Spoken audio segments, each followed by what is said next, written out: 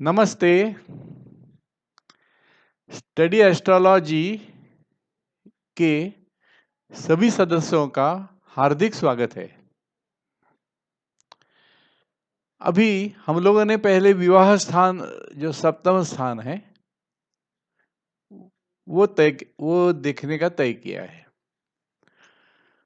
तो एस्ट्रोलॉजी 7 में हम लोगों ने कृष्णमूर्ति पद्धति से विवाह के बारे में सोचा और वो टाइम हम लोगों ने बोला था कि पारंपरिक पद्धति जो है, लाहिरी पद्धति है, उसमें भी विवाह के लिए कुछ मिलता है। तो मैंने विवाह के बारे में पारंपरिक पद्धति के जो नोट्स है वो ग्रुप पे भेजे हैं। आप उसका प्रिंट निकालिए और वो मैं आपको बता रहा हूं कि पारंपरिक कुंडली से, सादा कुंडली से, केपी नहीं, लाहिरी कुंडली से विवाह के बारे में क्या इंफॉर्मेशन मिल सकती है। तो गुरु का भ्रमण 6, 8, 12 स्थान में नहीं होना चाहिए। गुरु का गोचर भ्रमण, गुरु उस समय आपको देखना है पंचांग में किस राशि से है और वो राशि 6, 8 या 12 इन स्थानों में नहीं होनी चाहिए। सप्तम स्थान में जो ग्रह है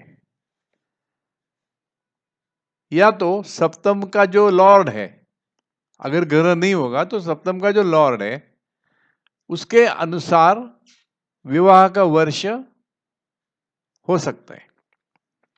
तो मैंने वो आपको जो नोट भेजा है उसमें पुरुष के लिए, स्त्री के लिए हर एक ग्रह का कौन सा वर्ष है, यानी समझो रवि है, सप्तम में रवि है तो 24-25 साल में शादी हो सकता है। चंद्र के लिए दिया है, सभी ग्रहों के लिए दिया है। शनि होगा तो 30-31, ऐसा सब 12 ग्रहों के लिए दिया है। स्त्री के लिए भी दिया है। उससे एक अनुमान हम लोग लगा सकते हैं, लेकिन ये फाइनल नहीं, इसके आगे और भी देखना है। अभी गुरु का भ्रमण देखना चाहिए, गोचर गुरु, यानी जिस वक्त आप देख रहे हो उस वक्त गुरु कौन से राशि में है, तो वो राशि से वो भ्रमण कर रहे हैं। तो अगर वो गुरु लगन, धन या सप्तम में जा रहा है या सप्तम के लॉर्ड के ऊपर से जा रहा है तो आपको विवाह का वर्ष मालूम पड़ेगा। गोचर गुरु शुक्र के ऊपर से, रवि के ऊपर से या चंद्र के ऊपर से अथवा उनके सप्तम स्थान में जा रहा है तो भी विवाह का वर्ष आपको मालूम पड़ेगा। जिस वर्ष में गुरु एक वर्ष रहता है ना राशि में, तो गुरु जिस राशि में है वो कौन से राशि में, वो चंद्र के ऊपर से जा रहा है क्या, चंद्र जिस राशि में है उस राशि से वो जा रहा है क्या, या शुक्र की राशि से जा रहा है क्या। सप्तमेश, रवि, चंद्र, इनके शुभ योग में जब गुरु आता है तो उससे आपको वो साल मालूम पड़ेगा जिस साल शादी होने वाला है। और फिर रवि और शुक्र यानी सूर्य और शुक्र, इनका भ्रमण भी वो राशि से जब होगा, क्योंकि वो दोनों एक महीना रहते हैं एक राशि में, तो वो राशि से उनका जब भ्रमण होगा वो महीना आप बोल सकते हो कि गुरु का वर्ष आ रहा है 2 साल के बाद। 2 साल के बाद गुरु जाने वाला है सप्तम स्थान में से सबसे नजदीक पकड़ने का। ये जो बोले ना सप्तम में सप्त, ये सब में जो नजदीक है वो पकड़ो। और उसमें से जब शुक्र या रवि जाते हैं तो वो महीना, तो वो साल में, वो महीने में शादी होगा। अभी विवाह में विलंब है कि जल्दी होने वाला है, किसी ने आपको पत्रिका बताई इसका विवाह नहीं हो रहा है, कभी होने वाला है, तो उसमें क्या देखना है। पहले लड़की की कुंडली अगर है, लगन का स्वामी, लगन यानी प्रथम स्थान, और सप्तम का स्वामी, इनका उस कुंडली में रवि के साथ सूर्य के साथ अगर शुभ योग है, शुभ योग किसे बोलते हैं? सूर्य से 5वें राशि में है तो शुभ योग। अगर शुभ योग होता है नव पंचम, 5वें राशि में है तो शुभ योग, दूसरे में हो तो शुभ योग, और 4 में, चौथे स्थान में हो, छठे स्थान में हो तो अशुभ योग। तो लगन का स्वामी और सप्तम का स्वामी अगर रवि के साथ शुभ योग कर रहा है वो पत्रिका में, कि जैसे कि लगन का स्वामी, अगर लगन का स्वामी 2 राशि में है और सूर्य 2, 3, 4, 5, 6 राशि में है, तो कुंडली ये बताती है कि ये लड़की का जल्दी शादी होगा। लगन सप्तम और रवि शुक्र इनका परिवर्तन योग है क्या? अभी परिवर्तन योग का मतलब ये है कि वो स्थान, इनमें रवि और शुक्र परिवर्तन योग होता है क्या, यानी वो स्थान का स्वामी और रवि शुक्र एक दूसरे के राशि में है क्या? रवि और शुक्र इनका सप्तमेश के साथ शुभ संबंध है क्या? रवि शुक्र और सप्तम स्थान 4, 8, 12 राशि में है क्या? 4, 8, 12 ये बहुप्रसव राशि है, जल्दी होता है। तो रवि शुक्र और सप्तम स्थान आरंभ इन राशि में है तो जल्दी विवाह हो सकता है। लग्नेश सप्तमेश एक दूसरे के साथ शुभ योग कर रहे हैं, नव पंचम कर रहे हैं, 4, 8, 12 राशि से, 4, 8, 12 राशि में है, 4, 5, 6, 7, 8, 8, 9, 10, 11, 12, नव पंचम है ना, 12, 1, 2, 3, 4। तो अगर ऐसे राशि में है लग्नेश, लगन का स्वामी और सप्तम का स्वामी, तो शुभ संबंध, ये लड़की की शादी जल्दी होगी। तो इस तरह इसमें कोई योग दिए हैं। उसी तरह लड़के का कुंडली में क्या देखना है, तो नवमांश कुंडली जो है आपके पास, लाहिरी में नवमांश कुंडली है, तो उसमें केंद्र स्थान में शुभ स्थिति में लग्नेश अगर है, केंद्र स्थान कौन से है, 1, 4, 7 और 10, इनको केंद्र स्थान बोलते हैं। तो अगर केंद्र स्थान में नवमांश कुंडली का लगन का लॉर्ड मेन कुंडली में केंद्र स्थान में है और शुभ स्थिति में है, ग्रह शुभ स्थिति में होता है जब वो अच्छे राशि में है, उसके ऊपर पाप ग्रहों का योग नहीं है, तो शुभ स्थिति हो गया। अभी देर से विवाह, तो लड़की के कुंडली में सप्तम का स्वामी रवि मंगल कौन से राशि में है वो देखना, बलवान है क्या, उनके ऊपर कोई अशुभ योग नहीं है ना, वो देखो। अगर अशुभ योग है तो विवाह देर से होगा। 4, 8, 12 प्रसव राशि है, 2, 7, 11 इस तरह सब राशि दिया है, 3, 5, 6 वंध्या राशि है, तो उसमें अगर है ये सप्तम का स्वामी रवि और मंगल है तो देर से विवाह होगा। मंगल पंचम में है, रवि शनि के अशुभ दृष्टि में है, 4, 5, 3, 5, 6 वंध्या राशि में अगर मंगल है तो भी देर से विवाह होगा। इस तरह इसमें सब अलग अलग योग दिए हैं, एक अनुमान लगा सकते हैं शादी कैसा होगा। अभी लड़के का कुंडली में भी दिया है, चंद्र शुक्र और सप्तम का स्थामी कौन से राशि में है वो देखो, बलवान है क्या देखो, उनके ऊपर पापा योग है क्या देखो,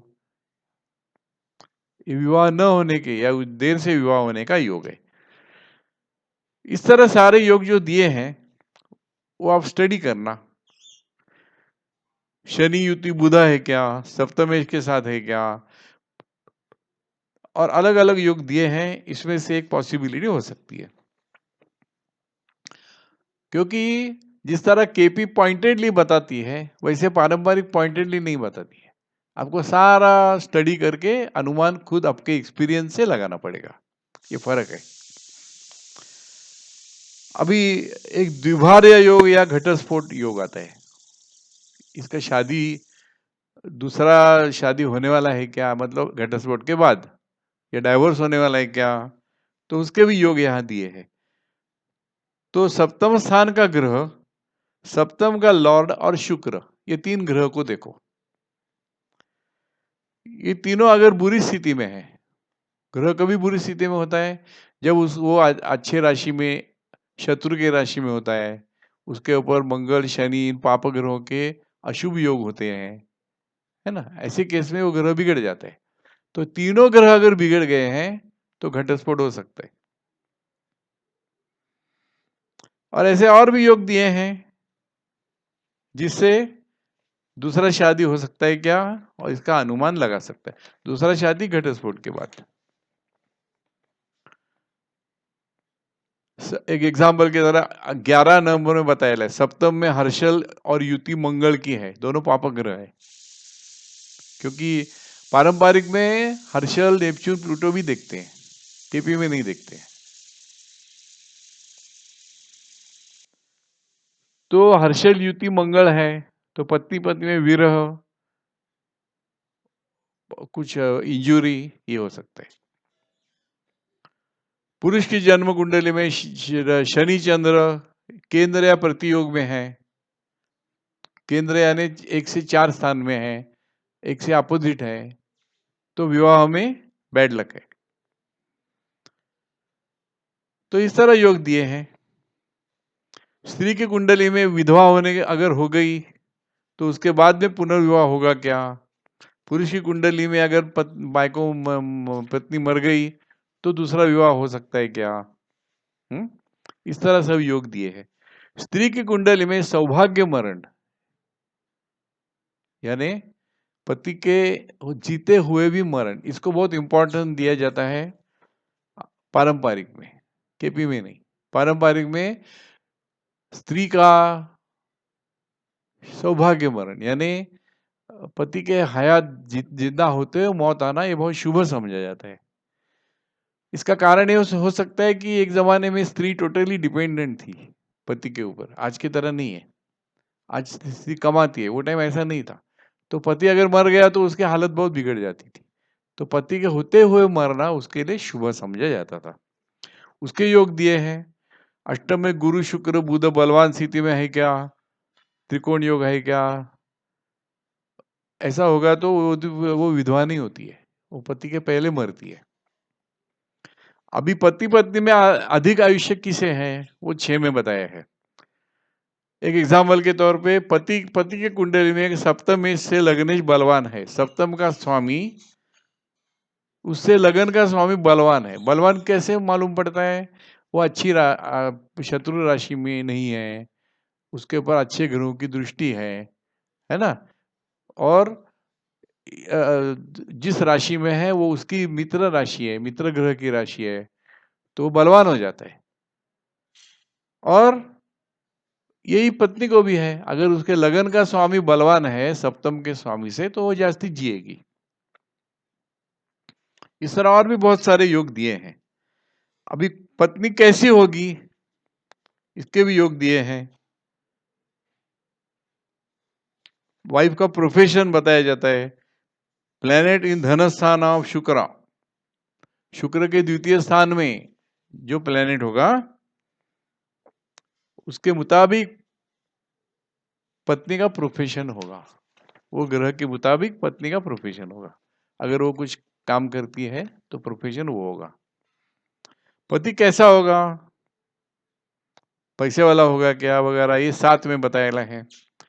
जन्म कुंडली जिसके साथ योग करता है वैसा पति का स्वभाव चारित्र रहेगा। रवि, सूर्य, मंगल, हर्षल, गुरु, शनि कौन से ग्रह से पहले योग करता है, गुजर गुजर घूमता है तो पहले किसके ऊपर से जाता है, सबसे पहले उसके मुताबिक। अगर गुरु के ऊपर से आता है तो पति गुरु की तरह होगा, अगर मंगल की तरह है तो बहुत भड़क भड़क होगा। इस तरह अनुमान लगा सकते हैं। पति का उम्र, शुक्र शनि के साथ या शनि के अशुभ योग होगा तो पति बड़ा रहता है। ऐसे सब योग पारंपरिक से भी रहते हैं, ये आपको अनुभव से देखना पड़ेगा। जितना आप पत्रिका देखोगे उतना अनुभव आएगा। पति का दर्जा इसमें दिया है, पत्नी अच्छे पोजीशन में, पति का स्टेटस अच्छा है क्या, या इंफीरियर है, विवाह का सुख कैसे होगा। विवाह सुख के लिए नवमांश कुंडली देखी जाती है, नवमांश कुंडली से विवाह का सुख मालूम पड़ता है। तो उसमें शुक्र देखना है, शुक्र अच्छे पोजीशन में बलवान अगर है तो विवाह का सुख मिलेगा। तो शुक्र ये बहुत इंपॉर्टेंट ग्रह है नवमांश कुंडली में। शुक्र अगर सप्तम स्थान में है, अच्छे ग्रहों की दृष्टि में है, शुक्र अच्छा है नवमांश में, तो विवाह का सुख मिलेगा। अंतरजातीय, अंतरधर्मीय, इंटरकास्ट या इंटर रिलीजियस, उसके भी कुछ योग बताए हैं। सप्तम में राहु और केतु होते हैं तो इंटरकास्ट मैरिज हो सकता है सप्तम स्थान में।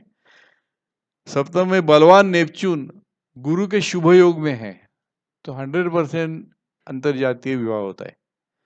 सप्तम में शुक्र गुरु राहु, शुक्र गुरु नेपच्यून ऐसे ग्रह अगर है तो भी इंटरकास्ट मैरिज होता है। ऐसे बहुत सारे योग दिए हैं। अंतधर्मीय का भी योग इसमें है। सप्तम मेष के साथ राहु केतु नेपच्यून की अगर युति है, सप्तम का लॉर्ड अगर राहु केतु और नेपच्यून के साथ है तो अंतरधर्मीय, इंटर रिलीजन, हिंदू मुस्लिम, हिंदू क्रिश्चियन। आगे भागीदार का भी दिया है क्योंकि सप्तम स्थान से भागीदार भी देखा जाता है, पार्टनर, बिजनेस पार्टनर, ये भी सप्तम स्थान से ही देखा जाता है। तो इस तरह मैंने आपको बोला था कि पारंपरिक भी बताता है, फर्क इतना ही है कि केपी जैसा पॉइंटेडली बताता है, केपी बोलता है ये और वो, बस दो में से बीच में कुछ नहीं। लेकिन पारंपरिक में ऐसा नहीं, पारंपरिक में अनुभव आपका जो है ना वो बहुत इंपॉर्टेंट है।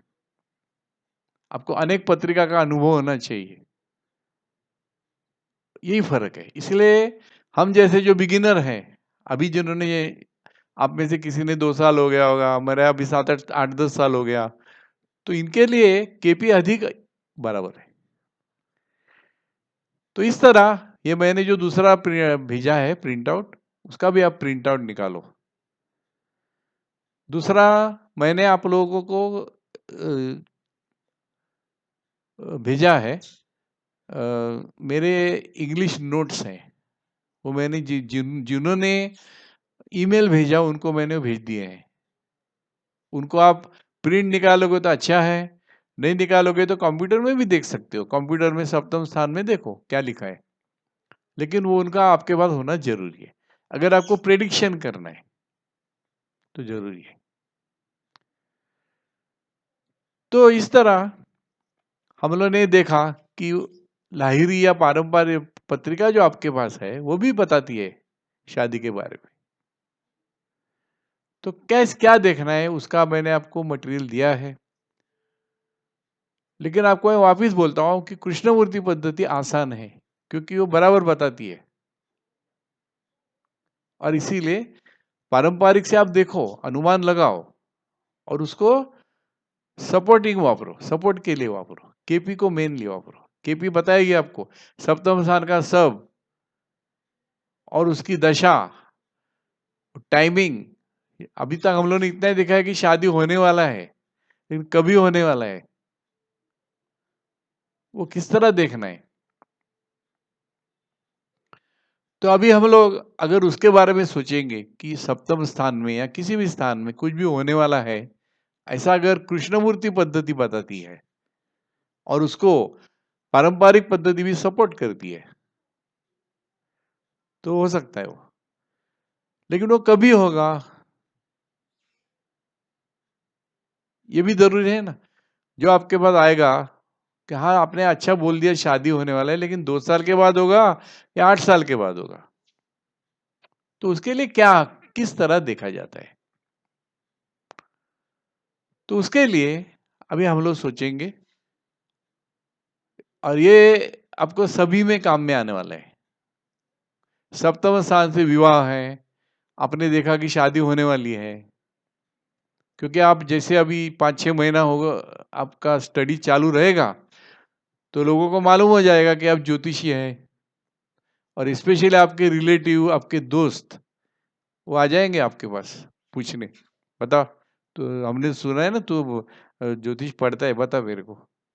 तो आपको बोलना पड़ेगा, और आप जितना पत्रिका इस तरह देखोगे उतना आपका अनुभव बढ़ेगा, और वो इम्पोर्टेंट है। सिर्फ ज्योतिष सीख के चुप मत बैठो, आप अनाउंस करो, और अनाउंस करते ही लोग आ जाएंगे, आपके दोस्त, आपके मित्र, आपके ये जो आपके ऊपर भरोसा करते हैं। ज्योतिषी ये भरोसे का साइंस है। आदमी उसी के पास जाता है जिसके पास उसको भरोसा है, क्योंकि ये पत्रिका और भी कुछ बताती है जो हम लोगों ने डिस्कस नहीं किया है। आदमी का स्वभाव कैसा है, वो लोफर है क्या, वो चोर है क्या, सब बताती है। तो लोग ये सबको नहीं दिखाते, लोग उसी को दिखाते हैं जिसके ऊपर उनका भरोसा है। नहीं तो किसी को भी बोला तो वो तुम्हारे बारे में बदनामी कर सकता है, या ऐसा है। तो इस तरह जब आपके पहचान के, आपके ट्रस्ट वर्दी लोग आपके आ जाएंगे, तो उनको गाइडेंस करना है आपका काम है, पैसे के लिए नहीं करना है। पैसा का सोचो ही मत, ये खाली you are helping your friends, वो अप्रोच रखो। आपके बाद 2 जन आ गए, पत्रिका जमा है हमारा, तो ताबड़तोड़ एक पत्रिका जमाने का 50 रुपया मत करो ऐसा। आपके जो दोस्त है, they come to you with trust, so you only help them. ज्योतिष का काम है मार्गदर्शन करना, पैसा कमाना नहीं है। ज्योतिष में कुछ मिलता नहीं है, ये ध्यान में रखना। ज्योतिष में कुछ पैसा नहीं मिलता है, बट आपको एक आनंद मिलेगा कि आपने आपके दोस्तों को मदद किया, और वो आनंद जो है ना, वो पैसे से कई गुना बड़ा है। पैसा क्या चीज है, आपने बहुत पैसा कमाया है, और 2-3 हजार रुपए में आपका क्या होने वाला है, लेकिन ये जो आनंद आपको मिलेगा उसकी तुलना नहीं है। इसलिए हमेशा आप इस तरह देखना चालू करो, आपको आनंद मिलेगा। तो सप्तम स्थान से विवाह देखा हम लोगों ने, इसी तरह पंचम स्थान से अगला हम लोग देखने वाले हैं संतति, क्योंकि विवाह के बाद लोगों को वरी रहती है संतति की। ये जो मैं आप बता रहा हूं, ये मेरे एक्सपीरियंस से लोगों को क्या मांगता है वो मैं आपको बता रहा हूँ। पहले क्या मांगता है उसका स्टडी करो, फालतू स्टडी करके आपका टाइम बर्बाद मत करो। लोगों को विवाह के बारे में जानने का होता है, लोगों को संतति के बारे में जानने का होता है, लोगों को परदेश जाने के बारे में जानने का होता है, लोगों को नौकरी के बारे में जानने का होता है, लोगों को एजुकेशन के बारे में जानने का होता है, लोगों को धन के बारे में जानने का होता है। तो इनका आप अधिक स्टडी करो, ताकि आप लोगों को गाइड कर सकोगे। बिजनेस है, मैं कौन सा बिजनेस करूं, मैं बिजनेस करूं कि नौकरी करूं, ये कोई सवाल जब आएंगे तो उसका मार्गदर्शन पत्रिका करती है, और अब वो करना सीखो। पत्रिका बताती है कि यह आदमी नौकरी करेगा या धंधा करेगा या दोनों करेगा, पार्ट टाइम बताती है। और वो अगर आपने किया, उसको बोला तू तेरे कुंडली में सिर्फ नौकरी लिखा है, और अगर वो नौकरी करेगा तो उसको अधिक सक्सेस मिलेगा। तेरे कुंडली में बिजनेस लिखा है, तो पहले से बिजनेस कर, उसे ये सक्सेस मिलेगा। ये आपका काम है। तो आपको अब बताना है कि कभी होगा शादी। तो मैंने आपको बताया कि विंशोत्तरी दशा का चार्ट आपको मैंने बताया था केपी में, नीचे विंशोत्तरी दशा का चार्ट है। और वो चार्ट क्या है, तो जन्म कुंडली में चंद्र जिस नक्षत्र में है, जन्म कुंडली में चंद्र कौन से भी तो नक्षत्र में होगा ना, अश्विनी, भरणी, कृत्तिका, रोहिणी, मृग, आर्द्रा, पुनर्वसु, पुष्य, आश्लेषा, मघा, पूर्वा, उत्तरा, चित्रा, स्वाति, विशाखा, अनुराधा, ज्येष्ठा। आपको ये बाय हार्ट होना चाहिए। मूल, पूर्वाषाढ़ा, उत्तराषाढ़ा, श्रवण, धनिष्ठा, शततारका, पूर्वा भाद्रपदा, उत्तरा भाद्रपदा, रेवती, शुक्र, केतु, इस तरह चलता है वो। 9 ग्रह है, उनके 9 नक्षत्र है, तीन स्लॉट है। तो जिस नक्षत्र में है वो नक्षत्र का स्वामी कौन है? हर एक नक्षत्र का स्वामी है, वो भी आपके पास है। मैंने आपको जो पेपर भेजे हैं उनमें सब है, आप उसका प्रिंट निकालो, कुछ भी करके प्रिंट निकालो, जास्ती खर्चा नहीं आएगा। और किताब जो मैंने आपको भेजे हैं उसका एटलीस्ट कंप्यूटर पे आप रेफरेंस करो। आप प्रिंट निकालोगे तो अच्छा ही है, आपको स्टडी करने को अच्छा पड़ेगा। ये सब का कॉस्ट आपको जास्ती में जास्ती 200-300-400 रुपए के ऊपर नहीं आएगा, लेकिन जिंदगी भर इसका आपको जरूर पड़ेगा। तो जन्मतः चंद्र कौन से भी तो नक्षत्र में होगा, वो नक्षत्र का स्वामी कौन है? तो अगर वो नक्षत्र का स्वामी समझो बुध है, बुध के नक्षत्र कौन से हैं? आश्लेषा, ज्येष्ठा और रेवती। अगर इन तीनों में से किसी में वो चंद्र है तो उस आदमी को जन्म के टाइम बुध की दशा है, और उसमें बैलेंस दिया रहता है, कितनी बैलेंस है, उसने कितना नक्षत्र कवर किया है और कितना नक्षत्र बाकी है। चंद्र का अंश होगा ना, चंद्र कौन से भी तो अंश में होगा, तो नक्षत्र का 2/3 कवर किया है, 1/3 बाकी है। और हर एक ग्रह की दशा कितनी है वो शास्त्र ने तय किया है, वो आपको पूछना नहीं है, वो पता है। केतु की 7 साल है, शुक्र की 20 साल है, रवि सूर्य की 6 साल है, चंद्र की 10 साल है, मंगल की 7 साल है, ये तय है। और सबका टोटल 120 होता है। तो बुध का 17 साल है दशा, टोटल दशा 17 साल है। तो 17 में से अगर बुध ने 7 साल ऑलरेडी कवर किया है और 10 बाकी है, तो वहां लिखेला रहता है भोग्य और भुक्त। भुक्त दशा 7 साल, भोग्य दशा 10 साल। उसके बाद में बुध के बाद आता है केतु, सीक्वेंस वही, केतु शुक्र रवि चंद्र मंगल राहु गुरु शनि बुध, 9। तो एक बार आप कागज पे लिखो, तभी आपको ये सब बाय हार्ट हो जाएगा। और फिर उसके ऊपर से कैलकुलेशन करके तय किया है, वो चार्ट में तारीख होगा, ये तारीख को बुध दशा खत्म होती है, ये तारीख को केतु चालू होती है, ये तारीख को केतु की दशा खत्म होती है, वो टाइम तुम्हारा उम्र क्या होगा सब वहां मालूम पड़ेगा। तो हम लोग ने देखा सप्तम स्थान का सब 2, 7, 11, ये जो मैंने जो आपको चार्ट दिया है विवाह के भाव, उसके अपोजिंग भाव, तो उसमें जो विवाह के भाव है 2, 7, 11, वो सब वो चार्ट में है, आपको खाली वो देखना है 2, 7, 11, 2, 7, 11। अगर सप्तम का स्वामी, सप्तम का सब, अगर वो स्थानों का सिग्निफिकेटर है, आपने उन्हें सिग्निफिकेटर क्या है वो देखा है, तो 100% कुछ भी करो विवाह हो जाएगा। केपी का जो हमारे Jyotindra Hasbe, master of KP, उन्होंने एक एग्जाम्पल दिया है, मैं आपको बताता हूँ। एक दोस्त उनके पास कुंडली लेके आए, भाई देख जरा इसका शादी होगा क्या। उन्होंने देखा सप्तम का सब 2, 7, 11 का है, शादी हो जाएगा। दोस्त चला गया, और कभी होगा वो भी बताया दशा के ऊपर से। फिर वो टाइम वो आ गया दोस्त, अरे शादी हो गया, तू बोला वैसा, उसमें क्या बड़ी बात है, ये तो मैंने बहुत लोगों को बोला है। अरे बड़ी बात है, क्योंकि जिसका पत्रिका मैंने तेरे को दिया था उसको पैरालिसिस हुआ और बेड पर है वो, फिर भी उसका शादी हो गया। ये केपी का महात्म्य है। केपी में जब बताया जाता है ये है तो होने वाला है, ये कुछ भी करो, लेकिन बराबर देखो। तो इस तरह जब आपने निकाला कि ये होने वाला है 100%, इस तरह पारंपरिक में 1000 बातें बोली, चल शुक्र के ऊपर से जाता है तो होगा, इधर से जाता है तो होगा, ऐसे बहुत सारे 3-4 ऑप्शन रहते। केपी में ऐसा नहीं, एक अभी कभी होगा। तो आपको क्या देखना है कि दशा में एक महादशा रहती है, अंतरदशा रहती है, उसके अंदर अंदर प्रत्यंतर दशा यानी विदशा रहती है। अभी उसको जन्मता तो शादी नहीं होगा।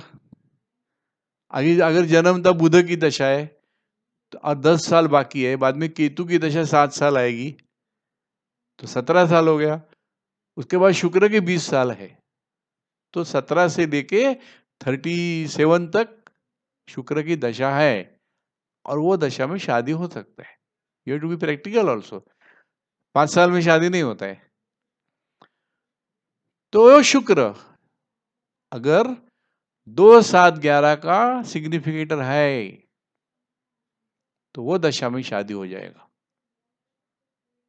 अच्छा, उसके अंडर अंतरदशा बताया है, तो उसमें से कौन सी अंतरदशा है जो 2, 7, 11 की सिग्निफिकेटर है, वो दशा में शादी हो जाएगा। आपको तारीख मिलेगा, बस आपको बताना है। आपको इतना भी बताना है कि ये साल में, ये 6 महीने में शादी हो जाएगा, इतना ही बताओ। बहुत आगे जाके 3 घंटा बताने का कोशिश मत करो, लोगों को उतना बस होता है। शादी हो जाएगा इससे वो आधे खुश हो जाते हैं। और बाद में बाबा 2 साल के बाद ये महीने से ये महीने तक इसका शादी हो जाएगा, आप बोलेंगे तो हो जाएगा शादी। तो इसके लिए दशा काम में आती है। तो इस तरह हम लोग दशा से प्रेडिक्शन करने वाले हैं कि कैसे कौन से टाइम में शादी हो जाएगी, लेकिन इतना ये सब नहीं है। इसके आगे हमको और एक बात देखनी पड़ती है, रूलिंग प्लैनेट। अब ये रूलिंग प्लैनेट क्या है, हम लोग अगले एस्ट्रोलॉजी 9 में देखने वाले हैं। रूलिंग प्लैनेट किसको बोलते हैं, केपी का हाईलाइट है रूलिंग प्लैनेट। रूलिंग प्लैनेट का मतलब होता है रूलिंग, राज करने वाले ग्रह। वो ग्रह बोलते हैं वैसा ही होता है, no one can change it. तो जिस टाइम आपके पास कोई पत्रिका लेके आया है, उस टाइम के रूलिंग प्लैनेट आपको निकालने हैं। और रूलिंग प्लैनेट समझो 3-4 निकले, तो आपने जो शुक्र का दशा निकाला है वो रूलिंग प्लैनेट में होनी चाहिए, otherwise no, ruling planet doesn't allow you. वो दशा ने अगला देखो, वो दशा में शादी नहीं होगा। तो विषयतरी दशा भी अनुकूल होनी चाहिए 2, 7, 11 की, पर उतना काफी नहीं है।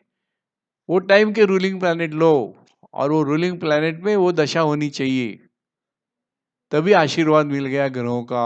हाँ, रूलिंग प्लैनेट ग्रहों का आशीर्वाद है। और वो अगर रूलिंग प्लैनेट है, नॉर्मली होता है जब आपने इतना ये सब किया है तो हो जाता है, लेकिन कभी कभी नहीं भी होता है। तो ऐसे केस में तो पहले आपको विषयतरी दशा देखनी है, वो रूलिंग प्लैनेट लेके वो रूलिंग में है क्या वो देखना है। तो रूलिंग प्लैनेट क्या है, कैसे है, किस तरह निकालना है, वो हम लोग एस्ट्रोलॉजी 9 में देखेंगे। तब तक मैं आपसे विदा लेता हूँ। धन्यवाद। इस तरह आपका इंटरेस्ट करते रहना, स्टडी चालू रखो और प्रश्न पूछो। Keep on asking question, because अपना ग्रुप है, ग्रुप पे पूछो। Let it be a most silly question, don't worry, because you are not knowledgeable, you are going to ask some basic question, ask. क्योंकि क्वेश्चन और answer में ही knowledge बढ़ता है। तो धन्यवाद। एस्ट्रोलॉजी 8 अभी खत्म कर रहा हूँ, एस्ट्रोलॉजी 9 में हम लोग कल मिलेंगे। तब तक के लिए मैं विदा लेता हूँ। धन्यवाद। Thank you, thank you, thank you.